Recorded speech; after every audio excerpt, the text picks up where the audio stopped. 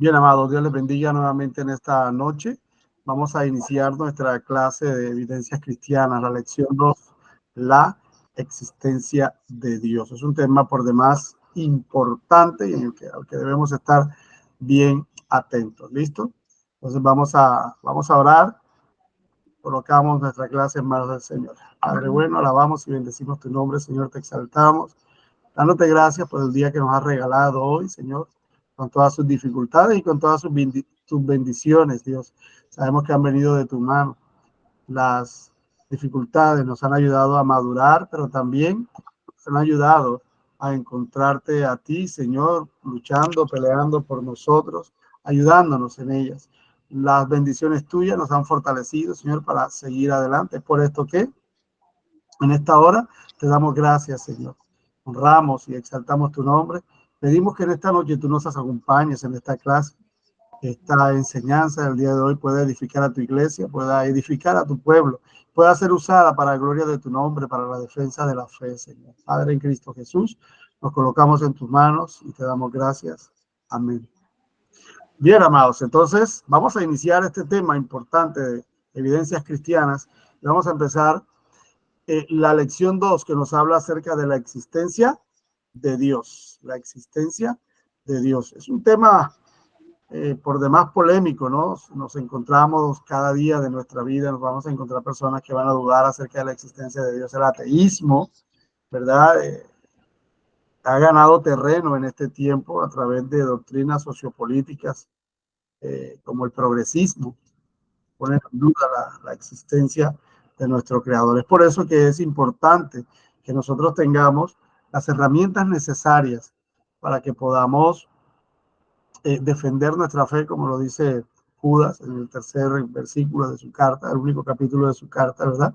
Para que podamos contender ardientemente por la fe, o como dice Pedro, que estemos preparados para presentar defensa con mansedumbre a todo aquel que pregunte acerca de nuestra esperanza. Entonces estamos preparados, por eso hemos iniciado esta clase de evidencias cristianas. Vamos entonces con la existencia de Dios y vamos a entrar en algo importante. Y nos hacemos una pregunta, creo que es una pregunta que todos los cristianos en algún momento de nuestra vida nos hemos hecho, y es, ¿podemos comprobar la existencia de Dios? Bien, lo primero que debemos tener claro es que no podemos probar la existencia de Dios por métodos científicos. Sin embargo, la ciencia corrobora la existencia de Dios. Bien, por el método científico, o sea, no podemos meter a Dios en un microscopio, ¿cierto? No podemos nosotros experimentar, saber, verlo, tener esa evidencia. No podemos compararle con ninguna otra cosa en el universo. La comparación, ¿cierto? También es parte de lo que es la prueba de la existencia de algo, del método científico. El hombre no puede llegar a Dios solo. Este es un principio que quisiera que usted aprendiera en esta noche. El hombre por sí solo no puede llegar a Dios. Sofar, uno de los amigos de Job, allí que fue a consolarle en su momento de dolor, de tristeza, en el momento del sufrimiento, dice estas palabras: ¿descubrirás tú los secretos de Dios? ¿Llegarás tú a la perfección del Todopoderoso? Bien, para el tema que nos atañe, ahora esto es muy puntual, ¿cierto? No podemos nosotros descubrir los secretos de Dios a menos que Dios mismo nos los revele. No podemos conocer la perfección de Dios a menos de que Él mismo nos la muestre a nosotros, ¿ok? Del profeta Isaías, en el capítulo 55, los versículos 8 y 9 de su libro, dice: porque mis pensamientos no son vuestros pensamientos, ni vuestros caminos mis caminos, dijo Jehová.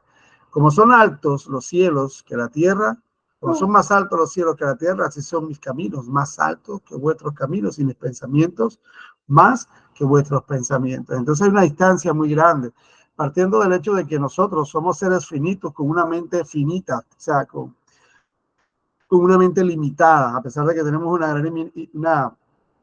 gran imaginación. Igual todavía nosotros tenemos una mente limitada y no podemos ni siquiera alcanzar a entender a un ser infinito en nuestras limitaciones. Es imposible conocer a un ser infinito como es Dios, ¿ok? Al cual no hay realmente fronteras. Entonces, el hombre por sí solo no puede conocer a Dios a menos que Él mismo se revele. Ahora bien, si nosotros hablamos de ciencia, el científico está en la misma nave, aunque usted no lo crea, el científico también necesita mucha fe para presentar algunos de sus postulados, para presentar algunas de las cosas que él asegura. ¿Ok? El científico, por ejemplo, tampoco puede comprobar el origen del universo por métodos científicos, ¿cierto? El origen del universo queda fuera de la esfera de la ciencia, o sea, no puede ser observado, medido, etcétera, etcétera. Sea que el universo tuvo su origen en Dios o que inició según la teoría del Big Bang o de la gran explosión. Sea como sea, el universo no puede ser encasillado en un laboratorio ni puede ser observado a través de un microscopio o a través de un telescopio. Solo vemos parte de lo que es el universo. ¿Ok? Entonces, el científico está en el mismo asunto, ¿cierto? De nosotros. Necesita mucha fe también para poder presentar sus teorías. Pareciera que los científicos se hubiesen colocado de acuerdo, ¿ok? Para tratar solamente de las observaciones de los sentidos y limitarse a un estudio de aquellas cosas que pueden ser demostradas por los sentidos o los sentidos, ¿cierto? O a los sentidos, ¿cierto?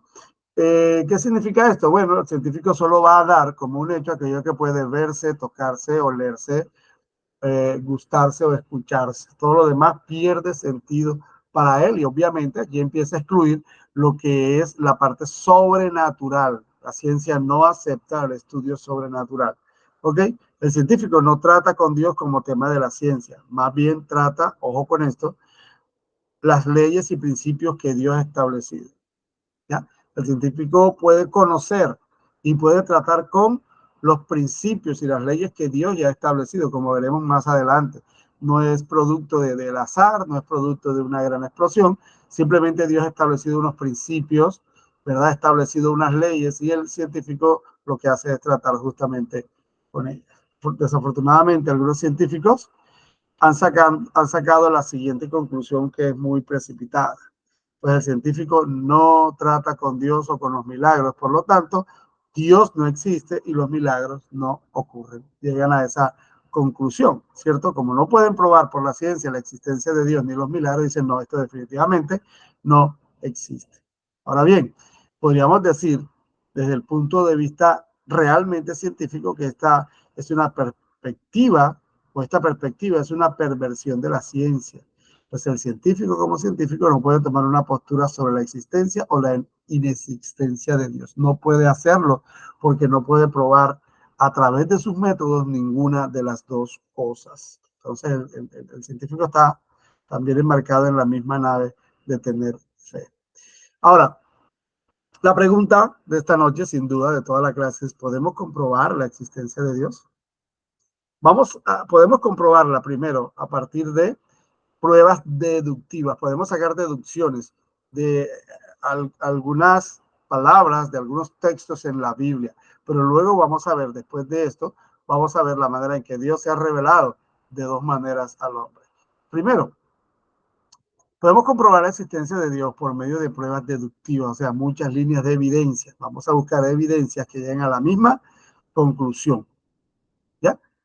O sea, se juntan las evidencias. Les recuerdo nuevamente el libro de House McDowell, que se llama Evidencia que requiere de un veredicto. Justamente el hombre pues se tomó el trabajo de investigar para demostrar de que el cristianismo era una farsa, de que era una gran mentira. Y en el camino, siendo un científico, un investigador honesto, en el camino se encontró con pruebas indubitables acerca de la existencia de Dios, acerca de la historicidad de Jesucristo. Siempre le recomiendo ese libro si quiere tener evidencias, si quiere reforzar lo que aprendemos en esta asignatura de evidencias cristianas. Les recomiendo que adquiera el libro Evidencia que requiere de un veredicto de House McDowell. Es casi que obligado en todos los seminarios bíblicos y teológicos donde se dicta la asignatura de evidencias cristianas o también para estudiar lo que es defensa de la fe o apologética. Es muy importante. Bien, lo primero para tener en cuenta las pruebas deductivas es que debemos tener en cuenta es que Dios es un Dios personal. ¿Ya? Es un Dios personal. Dios no es una fuerza activa, Dios no es un ser impersonal. ¿Okay? Dios es un Dios personal, o sea, tiene características de personas. Nosotros podemos tratar de conocer a una persona por observar su apariencia, su vestimenta, tomar sus medidas, o sea, la altura, el peso, cómo está su presión arterial, etcétera, probar su coeficiente intelectual. Sin embargo, en todo esto no alcanzamos a conocerle como persona. Aunque tengamos muchos datos, no alcanzamos a conocerle en todo el esplendor como persona. Una persona puede ser conocida solamente conforme a lo que él revela de sí mismo. Lo he dicho muchas veces a mis hermanos en la congregación. Nosotros realmente, eh, a nosotros realmente nos van a conocer hasta donde nosotros se lo permitamos a las personas. O sea, hasta donde nosotros nos revelemos a las personas, les mostremos. Hay cosas que las guardamos y que no se las mostramos a nadie y por eso no pueden definirnos 100% lo que es nuestra personalidad, lo que somos nosotros como personas. ¿Ok? Dicho esto, podemos asegurar entonces que Dios es una persona, pero solo podemos reconocerle a través de una revelación divina. Tiene que haber una revelación divina. Dios tiene que revelarse para que nosotros podamos conocerle, y así ha sido a través de toda la historia. Dios ha podido conocer al hombre porque Dios se ha revelado al hombre, ¿cierto? El hombre nunca ha buscado a Dios de corazón y nunca lo ha podido encontrar por sus propios medios, a menos que Dios se revele al hombre. ¿Existe una revelación divina? Por supuesto. Dios se ha revelado a sí mismo de dos maneras y es lo que vamos a ver a continuación. Bien, Dios se ha revelado a sí mismo por dos medios. La revelación general, que también llamamos revelación natural.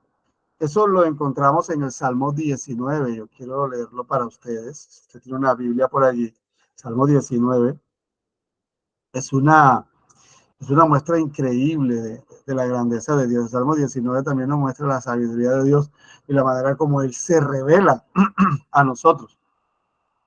Mire lo que dice. De hecho, el Salmo 19 nos muestra a nosotros las dos maneras en que Dios se ha revelado a los hombres. Me disculpan, todavía me quedan algunas secuelas de esa gripa, de ese resfriado. Los que han leído el Salmo 19 pueden, o si usted lo tiene allí a la mano, pueden decir, dice, el versículo 1 al versículo 6, dice, los cielos cuentan la gloria de Dios y el firmamento anuncia la obra de sus manos. Un día emite palabra a otro día y una noche a otra noche declara sabiduría. No hay lenguaje ni palabras, ni es oída su voz. Por toda la tierra salía su voz y hasta el extremo del mundo sus palabras. En ellos puso tabernáculo para el sol y como esposo que sale de su tálamo se alegra cual gigante para correr el camino. De un extremo de los cielos es su salida y su curso hasta el término de ellos, y nada hay que se esconda de su calor. El Salmo 19, en sus primeros 6 versículos, nos habla de cómo Dios se revela. El primer versículo es poderoso para este tema. Dicen, los cielos cuentan la gloria de Dios. O sea, Dios se ha revelado a través de su creación. Esto es lo que conocemos como revelación general o revelación natural. Si la Biblia no existiera, que es la revelación especial, ¿cierto? Si la escritura no existiera, realmente Dios podría ser conocido a través de su creación, sin duda.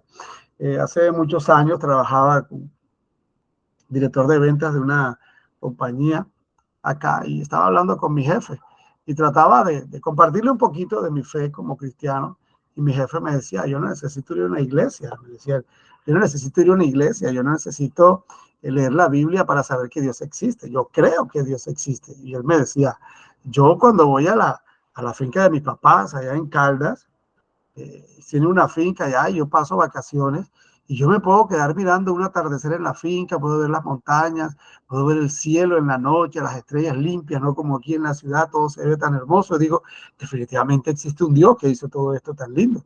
Me decía mi jefe, y estoy hablando de un inconverso, de un incrédulo, de alguien que no se tomó tiempo, no se tomaba en ese entonces tiempo para leer la Biblia, ¿cierto? O sea, Dios puede ser conocido a través de su creación. Es la manera en que Dios primeramente se ha revelado Dios a los hombres. Entonces ahí lo vemos nosotros en el Salmo 119, como lo dice esa primera parte. Bien, en el libro de los Hechos también hay unos sermones interesantes que nos hablan acerca de esto, de la revelación especial de Dios. Quiero que vayamos a Hechos 14, versículos 15 al 17 inicialmente.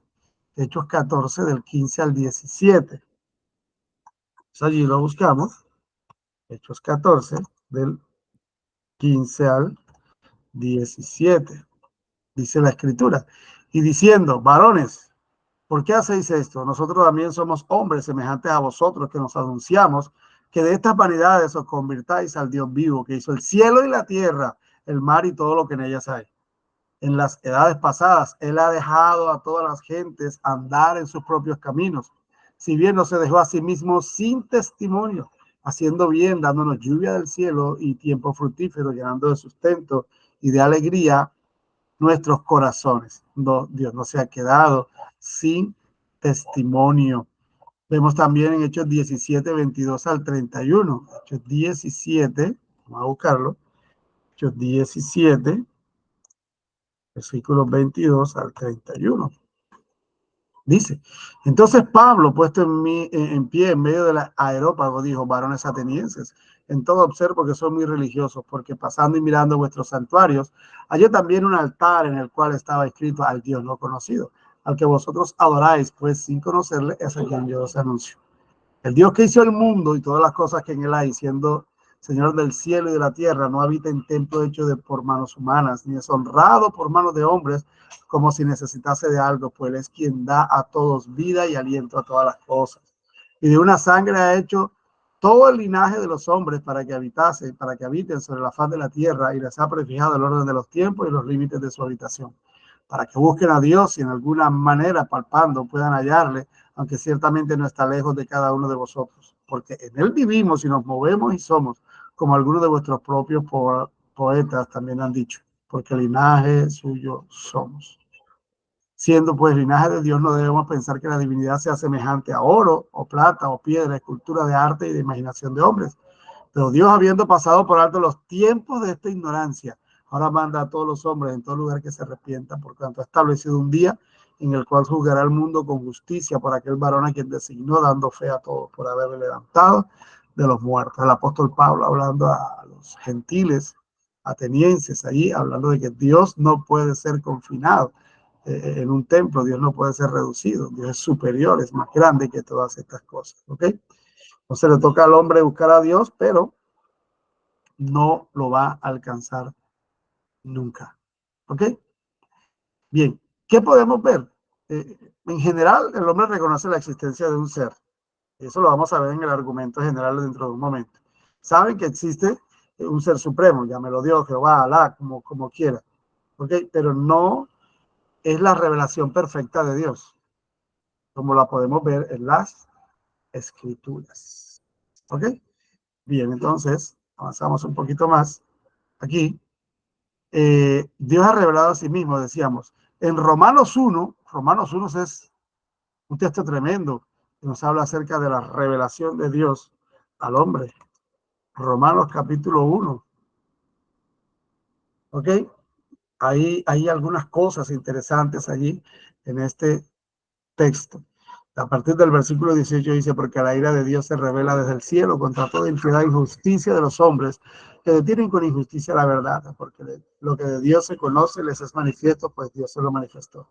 Porque las cosas invisibles de Él, su eterno poder y deidad, se hacen claramente visibles desde la creación del mundo, siendo entendidas por medio de las cosas hechas, de modo que no tienen excusa. Pues habiendo conocido a Dios, no le glorificaron como a Dios, ni le dieron gracias, sino que se envanecieron en sus razonamientos, cosa que está ocurriendo en este tiempo. El hombre ha querido razonar por su cuenta, ¿cierto?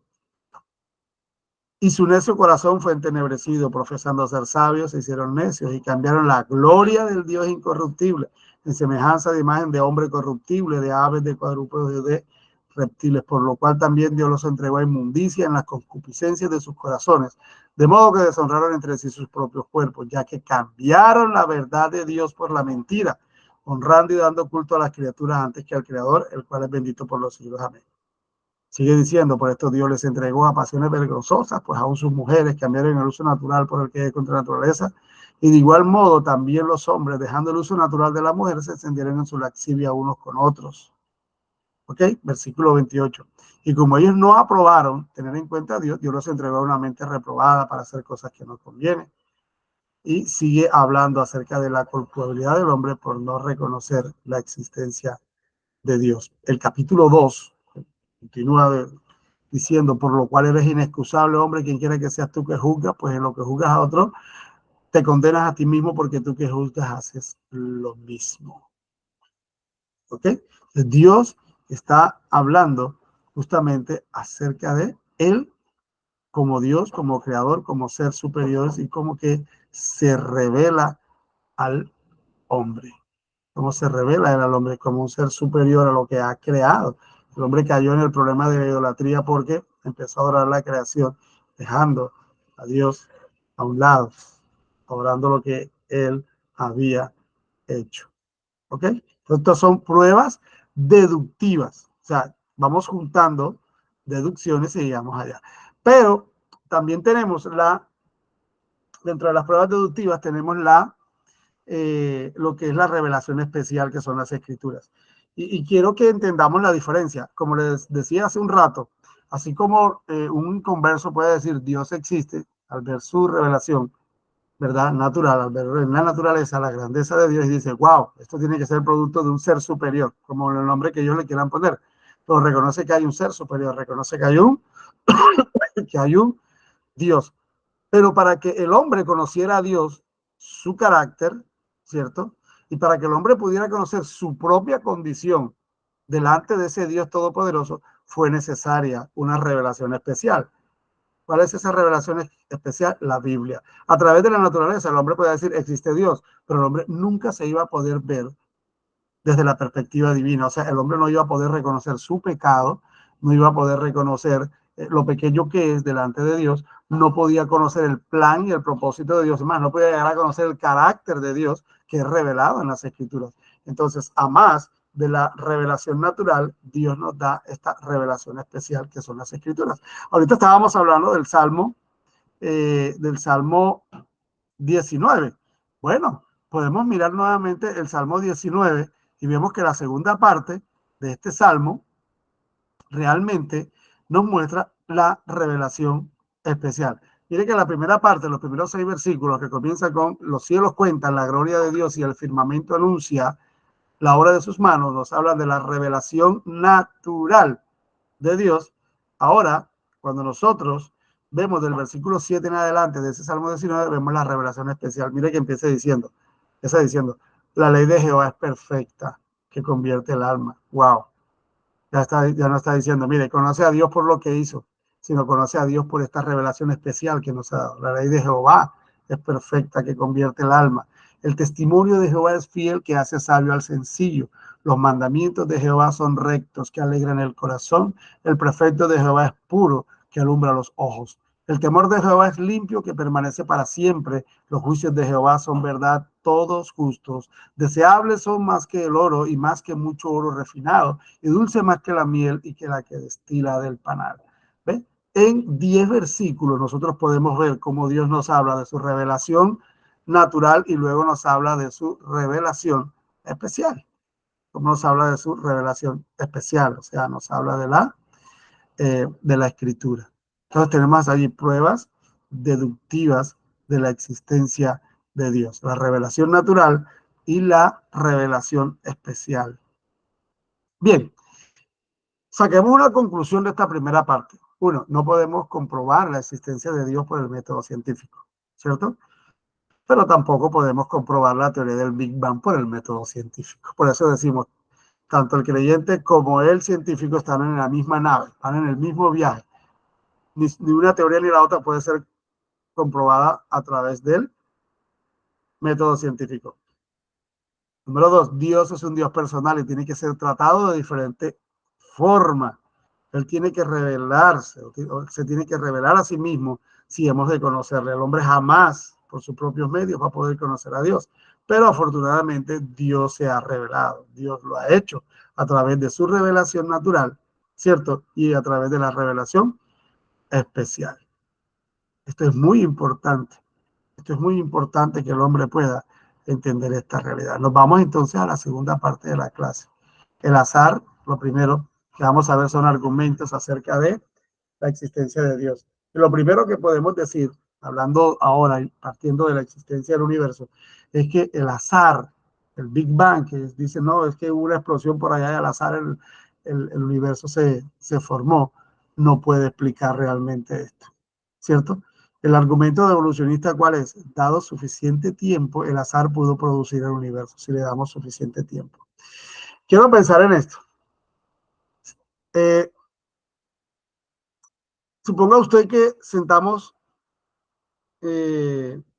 millones de monos en máquinas de escribir y los dejamos escribir así, al azar, ¿cierto? Para que tarde o temprano una copia de una obra, de un libro de William Shakespeare, deba salir allí por casualidad, porque ellos estaban ahí, de pronto, pum, pum, pum, pum, pum, ay, de tantos millones de monos, por ahí de pronto, ¡fum!, salió una obra de William Shakespeare, completica. Yo también le pongo este otro ejemplo. De pronto hubo una explosión en un taller de repuestos. Estaban los repuestos de todos los carros y hubo una explosión y de pronto, luego de que se dispersó el humo y todo, quedó en medio del taller, quedó un Mazda 323. Porque al azar, después de la explosión, se juntaron todos los repuestos y quedó el carro. Usted podría, si yo le digo a usted eso, ¿usted qué diría? ¿Qué pensaría de mí? ¿Qué me diría usted? Si yo le digo esto, no, hubo una explosión y ese carro salió fue por la casualidad, porque allí estaban los repuestos. ¿Cuántos millones de pruebas o cuántas millones de explosiones tendrían que ocurrir para que un vehículo salga, estando todas las partes allí, pero de una explosión salga? ¿Cuántas millones de pruebas? Más o menos eso es lo que están diciendo los evolucionistas que ocurrió. Que si le dan millones y millones y millones de años, el azar puede producir el universo. ¿Ya? Se necesita demasiada fe para creer en eso. Se necesita mucha más fe que la que necesitamos nosotros los cristianos. ¿Listo? Quiero que veamos algo chévere, importante, porque aquí hay algunos ejemplos del por qué el azar no puede explicarlo, pero quiero entrar ya en lo que son los argumentos, porque esto que está acá escrito se explica más adelante. Primero hay un argumento que llamamos el argumento general. ¿Cuál es el argumento? El que está en la mente y el corazón de todo ser humano. En el fondo del corazón, todo ser humano cree en un ser superior. En el fondo, todo ser humano cree que hay un ser superior. No le llamarán Jehová, no le llamarán Jesús. Algunos no le llamarán ni siquiera Alá o Krishna. Pero allá en el fondo de su corazón, el ser humano tiene la certeza de que hay un ser superior. ¿Cierto? Eso es lo que llamamos el argumento general, es el que está en el corazón del hombre. Pero tenemos otro tipo de argumentos. Y quiero partir de acá el argumento cosmológico. Este argumento simplemente dice que todo efecto tiene que ser producto de una causa. O sea, todo lo que sucede tiene una causa, tiene una razón de ser. ¿Cierto? Hebreos 3:4 dice, porque toda casa es hecha por alguno, pero el que hizo todas las cosas es Dios. ¿Cierto? Yo le decía a mis estudiantes, hablando de filosofía, en una discusión, cuando dicté en alguna oportunidad en un colegio filosofía, decía a mis estudiantes, les hablaba de Dios, les hablaba de algo que vamos a ver acá más adelante, y es el diseño inteligente. Les decía, mire la casa que se ve ahí por la ventana, qué casa, te dirá, qué casa maluca, mire los bloques están allí pelados. Pero, ¿sabe? Esa casa, antes, a pesar de todo lo fea que está, antes de ser esa construcción que usted va ahí, pasó por la mente de alguien. O sea, alguien la diseñó, alguien la pensó, alguien la diseñó y después alguien la construyó. Lo mismo es el argumento cosmológico, ¿cierto? El argumento cosmológico, todo tiene una causa. El universo tuvo una causa. O sea, el universo no podemos decir que fue causado por el azar, sino que tiene una causa, porque el diseño del universo es demasiado perfecto como para decir que es producto del azar. Quiero que veamos un video. Voy a quitar un momentito por aquí esto, porque quiero que veamos un video que nos va a dar mayor claridad sobre esto. Quiero que esté atento. Quiero que esté atento porque este video nos va a explicar con mayor claridad lo que es el argumento cosmológico. Este video nos va a enseñar esto. ¿Ok? Entonces quiero colocarlo para ustedes. Vamos a ir aquí a el cosmológico. Wow. ¿Qué pasó aquí? No. Vamos a detener aquí la presentación. Vamos a hacer algo aquí. Vamos a buscar la presentación del argumento cosmológico. Quiero que lo veamos en un segundito, que a veces la tecnología también me traiciona. Disculpen un momentito y ya lo buscamos. Vamos aquí a pestañas de Chrome.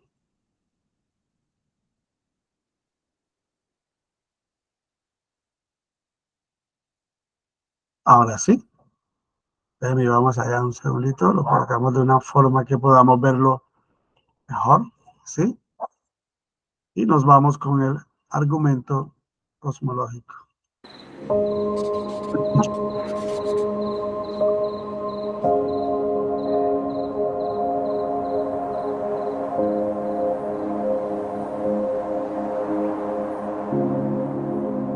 ¿Existe Dios? ¿O es el universo material todo lo que existe, existió o existirá? Una manera de responder esa pregunta es el argumento cosmológico.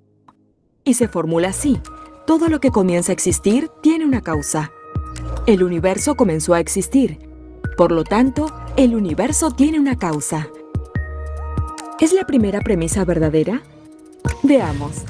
Creer que algo puede saltar a la existencia sin una causa es una exageración más grande que creer en la magia. Al menos con la magia tenemos un sombrero y un mago. Y si algo puede llegar a existir de la nada, ¿por qué no vemos eso suceder todo el tiempo? No, la experiencia cotidiana y la evidencia científica confirman nuestra primera premisa: si algo comienza a existir, debe tener una causa. ¿Qué hay de la segunda premisa? ¿El universo comenzó a existir o siempre ha existido? Regularmente, los ateos decían que el universo existió siempre. El universo simplemente está ahí y punto. Consideremos primero la segunda ley de la termodinámica. Esa ley nos dice que el universo se está quedando sin energía usable. Y ese es el punto. Si el universo hubiese existido por siempre, ya se hubiese quedado sin energía usable. La segunda ley nos apunta hacia un universo que tiene un comienzo definido. Eso también es confirmado por una serie de descubrimientos científicos extraordinarios. En 1915, Albert Einstein presentó su teoría general de la relatividad. Por primera vez se refirió de una manera significativa de la historia del pasado del universo. Luego, Alexander Friedman y George Lemaitre, que trabajaron con las ecuaciones de Einstein, predijeron que el universo se está expandiendo. En 1929, Edwin Hubble midió el desplazamiento al rojo de la luz de las galaxias distantes. Esta evidencia empírica no solo confirmó que el universo se está expandiendo, sino que surgió de la existencia de un solo punto en el pasado finito. Eso fue un descubrimiento monumental, casi más allá de la comprensión. Sin embargo, no todos están apegados a un universo finito. Y no pasó mucho tiempo para que surgieran a existir otros modelos alternativos, pero uno por uno, esos modelos no pasaron la prueba del tiempo. Más reciente, 3 de los principales cosmólogos, Arvid Bord, Alan Guth y Alexander Vilenkin, comprobaron que cualquier universo que en promedio se haya estado expandiendo por toda su historia no puede ser eterno en el pasado, sino que debe tener un comienzo absoluto. Eso incluso se aplica al multiverso, si es que existe tal cosa. En resumen, los científicos ya no se pueden esconder detrás de un universo eterno en el pasado. No hay manera de escapar. Tienen que confrontar el problema de un comienzo cósmico. Cualquier modelo adecuado debe tener un comienzo, tal como el modelo patrón. entonces es muy plausible que ambas premisas del argumento sean verdaderas. Es decir, la conclusión también es verdadera. El universo tiene una causa. Y como el universo no se puede causar a sí mismo, su causa debe estar más allá del universo espacio-tiempo. Debe ser sin límite de espacio, atemporal, inmaterial, no causada e inimaginablemente poderosa. Muy similar a Dios. El argumento cosmológico demuestra que, de hecho, es bastante razonable creer que Dios sí existe.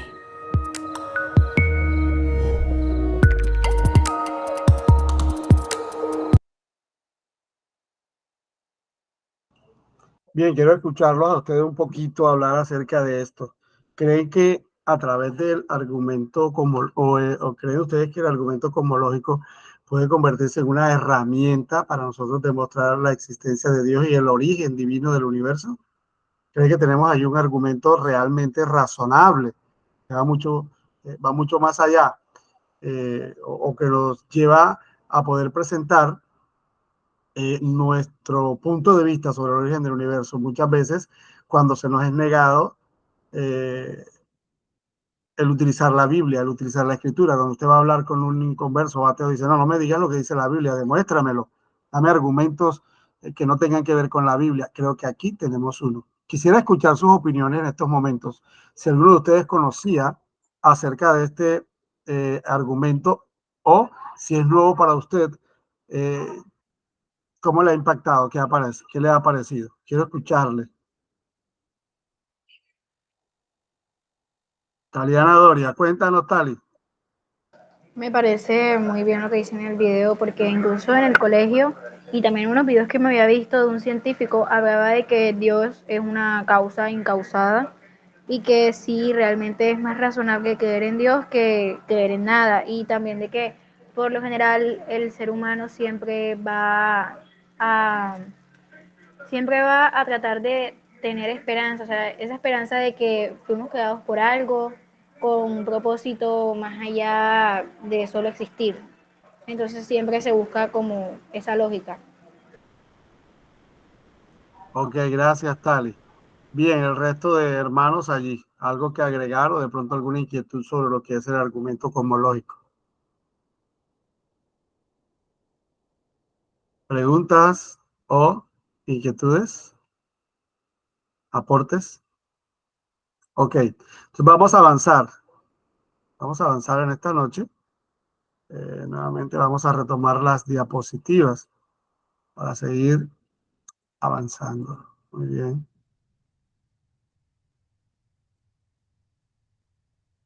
Allá las diapositivas. Entonces hablamos del argumento cosmológico. Vamos más adelante para ver otro argumento que es el argumento teleológico.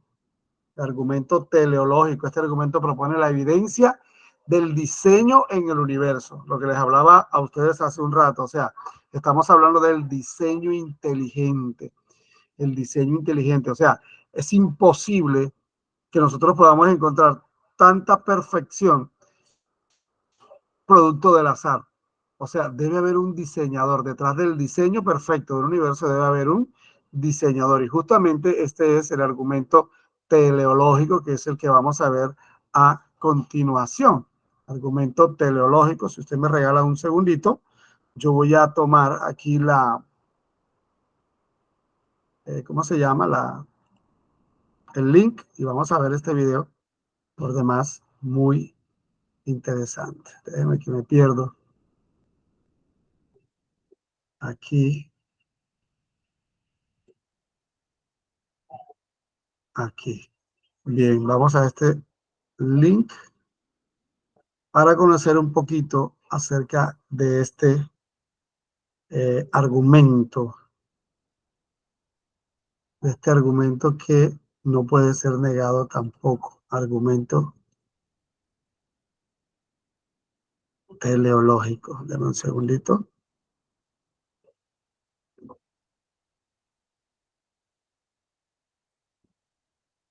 Bien, vamos a ir nuevamente para que podamos compartir. Quitamos la diapositiva y nos vamos al video.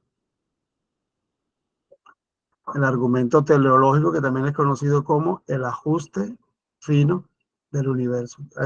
En esta parte quiero que usted esté muy atento, muy atento.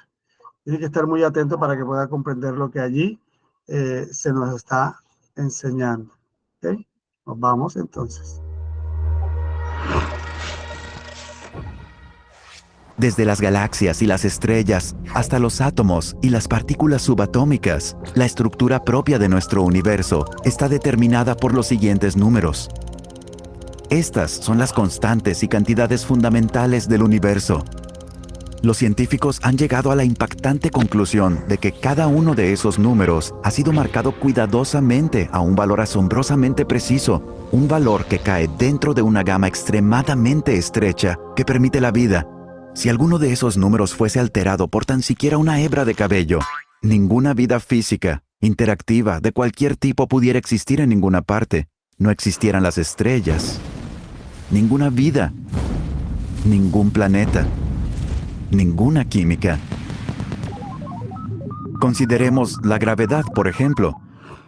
La fuerza de la gravedad está determinada por la constante gravitacional. Si esa constante variara en tan siquiera 1 en 10 elevada a las 60 partes, ninguno de nosotros existiría. Para poder entender lo extremadamente estrecha que es esa gama que permite la vida, imaginémonos un medidor que esté dividido en incrementos de 10 elevado a incrementos de 60. Para entender cuántos pequeños puntos en el medidor eso representa, comparémoslo con el número de células que hay en nuestro cuerpo o con el número de segundos que han transcurrido desde que comenzó el tiempo. Si la constante gravitacional hubiese estado desajustada tan siquiera por uno de esos infinitesimalmente pequeños incrementos, el universo o se hubiera expandido y diluido de una manera tan rápida que ninguna estrella se hubiera formado y la vida no pudiera existir, o se hubiese colapsado sobre sí mismo teniendo el mismo resultado: ninguna estrella, ningún planeta, ninguna vida. O consideremos la tasa de expansión del universo. Esta está dirigida por la constante cosmológica. Un cambio en su valor por tan siquiera una parte a la 10 elevada a la 120 causaría que el universo se expanda de una forma muy rápida o muy lenta. En cualquiera de los casos, el universo sería, una vez más, uno que prohíba la vida. U otro ejemplo de ajuste fino: si la masa y la energía del universo primitivo no estuvieran distribuidas uniformemente a una precisión incomprensible de una parte de 10 elevada a la 10 a la potencia de 123, el universo sería hostil para la vida de cualquier tipo. El hecho es, nuestro universo permite la vida física e interactiva solo porque esos y muchos otros números han sido independiente y exquisitamente balanceados sobre un filo de navaja. A donde quiera que miran los físicos, ellos ven ejemplos de ajuste fino. El increíble hecho es que los valores de estos números parecen haber sido finamente ajustados para hacer posible el desarrollo de la vida. Si alguien declara no estar sorprendido por las características especiales que tiene el universo, él está escondiendo su cabeza debajo de la arena. Estas características especiales son sorprendentes e improbables. ¿Cuál es la mejor explicación para este asombroso fenómeno? Hay 3 opciones vivas. El ajuste fino se debe o a la necesidad física, o al azar, o al diseño. ¿Cuál de estas opciones es la más plausible? Según esta alternativa, el universo debe ser uno que permita la vida. Los valores precisos de estas constantes y cantidades no pudieran ser diferentes. Pero, ¿es eso plausible? ¿Es un universo que prohíba la vida imposible? Lejos de serlo, no solo es posible, sino que es mucho más probable que un universo que permita la vida. Las constantes y cantidades no están determinadas por las leyes de la naturaleza. No hay ninguna razón o evidencia que sugiera que el ajuste fino sea necesario. ¿Qué hay del azar? ¿Fue que tuvimos mucha suerte? No. Las probabilidades implicadas son tan ridículamente remotas que ponen al ajuste fino mucho más allá del alcance del azar. Así que en un esfuerzo para mantener esta opción viva, algunos han ido mucho más allá de la ciencia empírica y han optado por adoptar un enfoque más especulativo conocido como el multiverso. Ellos se imaginan a un generador de universos produciendo un gran número de universos y que probablemente con el tiempo surgirán universos que permitan la vida. No obstante, no hay evidencia científica para la existencia de este multiverso. No puede ser detectado, observado, medido o probado. Y el propio generador de universos iría a requerir una gran cantidad de ajuste fino. Además, pequeñas áreas de orden son mucho más probables que las áreas grandes. Así que el universo más probable y observable sería uno que sea pequeño, habitado por un único y simple observador.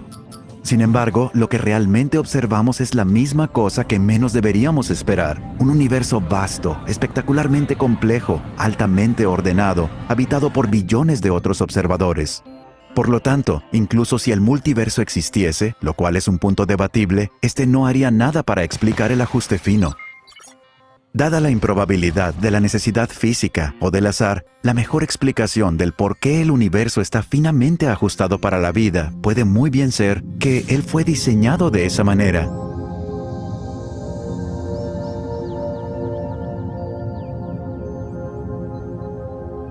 Una interpretación de sentido común de los hechos sugiere que un superintelecto jugueteó con la física y que no hay fuerzas ciegas en la naturaleza sobre las cuales vale la pena hablar. Los números que uno calcula de los hechos me parecen tan abrumadores que ponen esta conclusión más allá de la pregunta. Para mí existe evidencia poderosa de que hay algo sucediendo detrás de todo. Parece como si alguien ha ajustado bien los números de la naturaleza para crear el universo. La impresión de diseño es abrumadora. Los cielos cuentan la gloria de Dios. El firmamento proclama la obra de sus manos.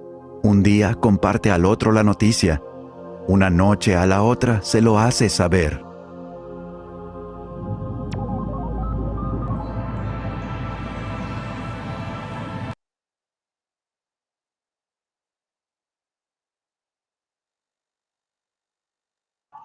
Aquí tenemos otro argumento importante, otro argumento muy interesante. El argumento del ajuste fino del universo. El universo está ajustado de una manera tan fina, ¿verdad? Está todo tan perfectamente engranado que es imposible que sea producto del azar. Definitivamente detrás del universo hay un diseñador. Alguien diseñó la perfección del universo. Pero para que existiera ese diseñador debe ser externo y muy superior a todo lo que él ha diseñado. Debe ser un ente externo. Obviamente estamos hablando de Dios. De este tercer argumento, preguntas o inquietudes. Quiero escucharles, amados. Quiero escucharles.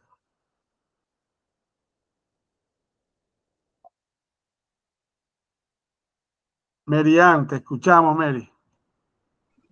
Bueno, pastor, ya este argumento por mi parte yo había escuchado creo que es el mismo que escribió algo relacionado con la gravedad, propuso una teoría de algo relacionada con la gravedad. Él explicaba toda su teoría con hechos científicos, sin embargo, al final también él dijo, es verdad que todo esto es cierto, sin embargo, em, detrás de esto debe de haber un creador. O sea, es imposible que teniendo ya todo esto finamente calculado, por así decirlo, es imposible que esto haya sido creado de la nada. Y creo que él mismo fue el que refutó la teoría del Big Bang, de que todo fue creado solamente porque de la nada, por así decirlo. Él fue el mismo que refutó esa teoría basándose en números, completamente diciendo al final de que algo más, algo mucho más grande de cada uno de nosotros creó todo el universo, que era era imposible que esto haya sido creado de la nada.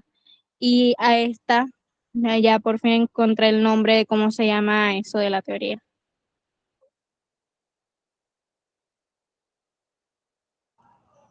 ¿Sí? Bien, el ajuste fino del universo. Nosotros podemos ver cosas tan sencillas como esta, argumentos como este. Si la luna estuviera un poquito más cerca de la Tierra, de lo que está en estos momentos, produciría unos tsunamis tan terribles cada vez que hasta la montaña más alta quedaría cubierta. Las mareas se verían tan afectadas que en algún momento determinado las mareas subirían, cubrirían hasta el monte Everest, subirían a la montaña más alta de la Tierra y luego bajarían nuevamente y volverían a subir de acuerdo con las fases de la Luna, con el acercamiento de la Luna. ¿Ve? Pero como vemos, esto no sucede. Esto no sucede. La Luna está en el lugar preciso, en la distancia precisa para mantener controladas las mareas en el planeta Tierra. Igual sucede con el acercamiento o alejamiento del Sol. Si nos acercásemos un poquito, nos calcinaríamos, y si nos alejásemos, realmente el planeta se congelaría y no fuera habitable. Entonces vemos por todos lados pruebas del ajuste fino del universo, de cómo el universo ha sido ajustado, ha sido diseñado de una manera perfecta. Pero, ¿sabe? Hay algo que va más allá.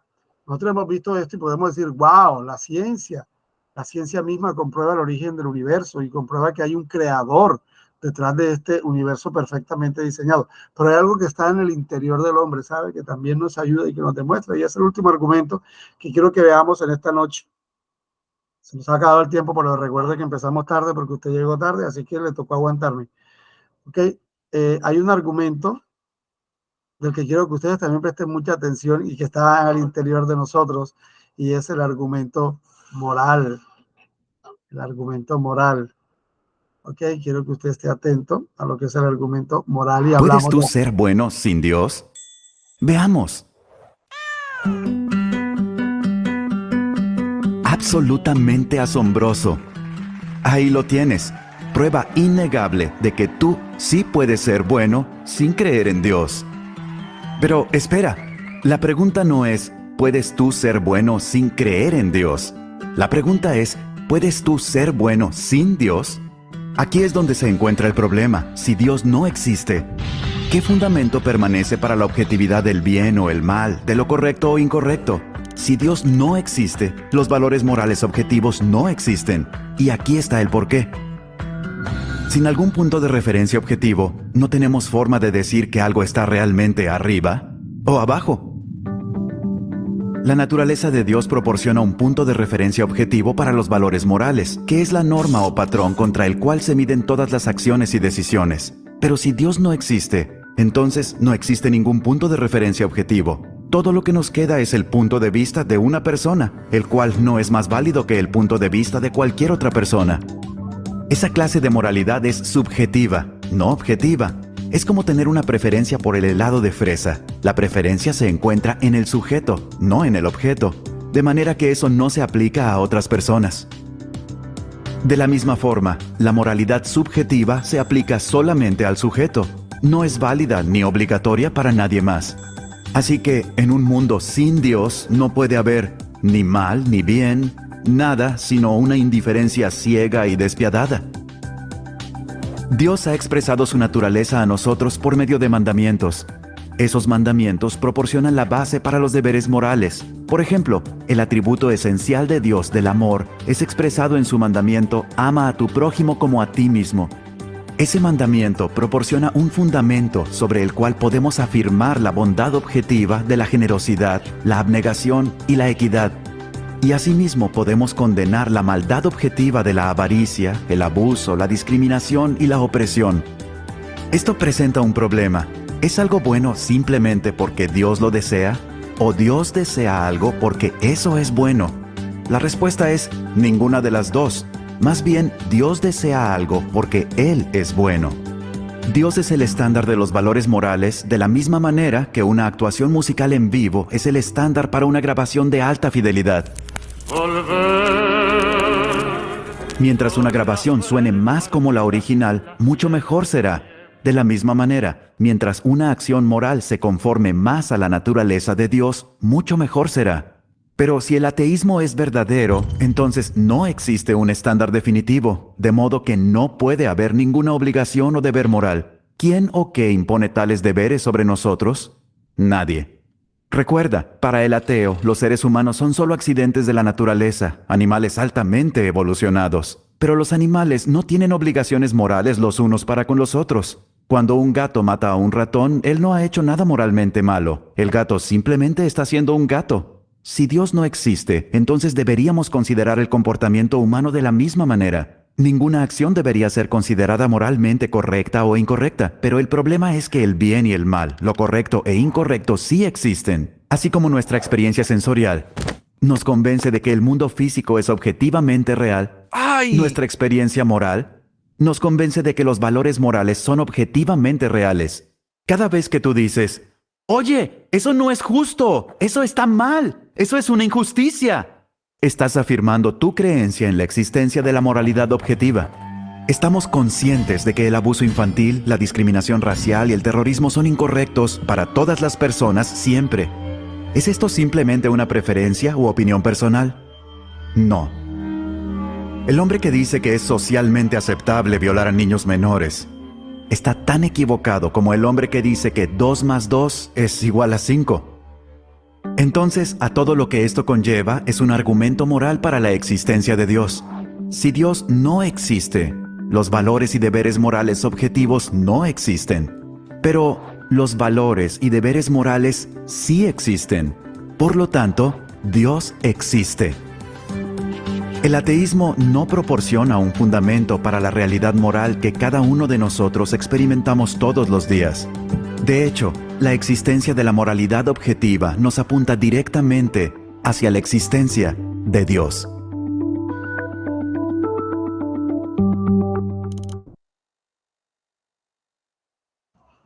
Bien, amados, ahí está el argumento moral. Habíamos visto argumentos de tipo externo, ¿verdad?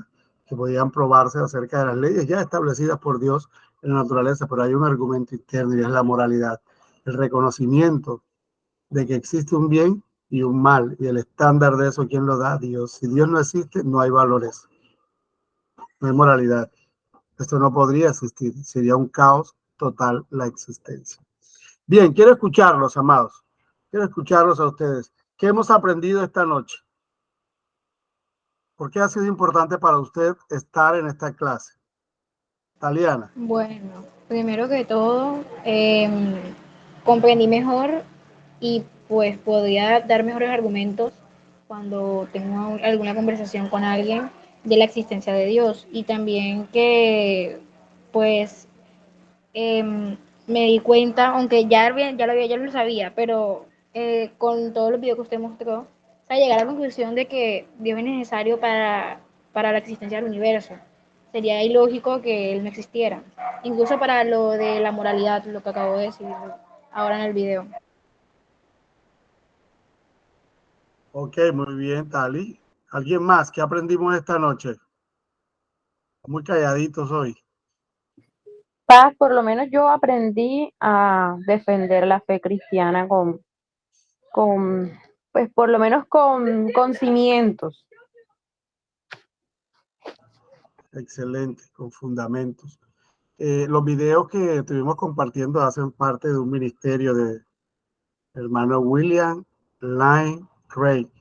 Es un norteamericano que un ministerio que se llama Una Fe Razonable. De hecho, escribió un libro que lleva ese título, Una Fe Razonable. Y esta noche hemos podido comprobar que nuestra fe no es solamente una fe religiosa, sino que es una fe que también puede ser presentada con y a través de la razón. ¿Ok? Preguntas o inquietudes, amados, acerca de lo que hemos compartido esta noche. Ok, ¿qué voy a hacer con ustedes? Les voy a colocar allí les voy a colocar en el chat, voy a colocar las diapositivas y los links de los videos para que usted pueda volver a verlos, ¿ok? Pueda volver a ver los videos. China levantó la mano. Coméntanos, China. Paz, ¿usted recuerda que al inicio hablaba de que un jefe suyo decía que al ver la naturaleza contemplaba la existencia de Dios? Sí. A mí me pasa algo mucho antes de que estaban los caminos y ahora mucho más, de que yo veo, o sea, hace poco tiempo fui a una finca y veía las montañas y todo y sentí una paz, o sea, sí se puede. Pero ¿eso es algo sobrenatural o es algo que uno siente por sentimiento o porque es así? En el corazón del hombre hay un gran vacío y ese gran vacío tiene forma de Dios. A través de su revelación natural, Dios se nos revela a nosotros. Por eso usted siente esa paz y esa tranquilidad cuando va a lugares así espaciosos, a compartir con la naturaleza. Usted puede experimentarlo. ¿Sabe por qué puede experimentar esa paz? Porque usted está viendo una revelación de Dios. Además de la revelación especial que es la Escritura, usted está viendo la revelación natural de Dios. Está experimentando, ¿verdad? Lo que Dios ha hecho, lo que Dios ha creado. Por eso hablamos todo el tiempo de dos revelaciones. Una natural, que puede ser percibida por todo ser humano, y una especial, es para aquellos que tenemos al Espíritu Santo en nosotros. ¿Ok? Jesús llevara levantado su mano. Cuéntanos, Jesús. Buenas noches, hermano pastor, y para todos. Amén. Bueno, esa es una razón bastante grande, la que usted acaba de decir, bastante importante, que tenemos que tener en cuenta para que así no haya ningún tipo de excusas, por lo menos cuando nos lleguen a preguntar de que si aquellas culturas indígenas, aquellas personas que no han conocido al Señor porque no han tenido acceso a las escrituras, un argumento importantísimo es que Dios se nos revela en vida, es naturaleza, es vida eterna. Él se nos revela a través de, como dice el Salmo 19, los cielos cuentan su gloria. O sea, no hay ningún argumento para negar la existencia misma de Dios, que Dios es la existencia misma de todas las cosas, ¿verdad? Entonces, porque en alguna ocasión hicieron esa pregunta, entonces estarían condenados aquellas culturas indígenas, los aztecas, todas esas que no han tenido acceso a las escrituras, y realmente no, porque el Señor se nos revela a través de sueños, a través de la naturaleza misma, como le dije, porque Él es la existencia misma. Correcto. Así es. Podemos ver la revelación de Dios de alguna manera. De alguna manera, el hombre al abrir sus ojos, tener conciencia, puede saber que existe un Dios. No hay excusa para el hombre, ¿verdad? El apóstol Pablo dice en Romanos, dice, porque no tienes excusa porque lo de Dios, lo que de Dios es conocido, Él lo ha dado a conocer por su infinito poder, por su deidad, por su creación. Dios se ha dado a conocer. No hay forma en que el hombre pueda excusarse. Yo no sabía o a mí no me contaron. Amén. Bien, amados. Amén, amén. Vamos a dejar hasta ahí en el día de hoy. Esta clase ha sido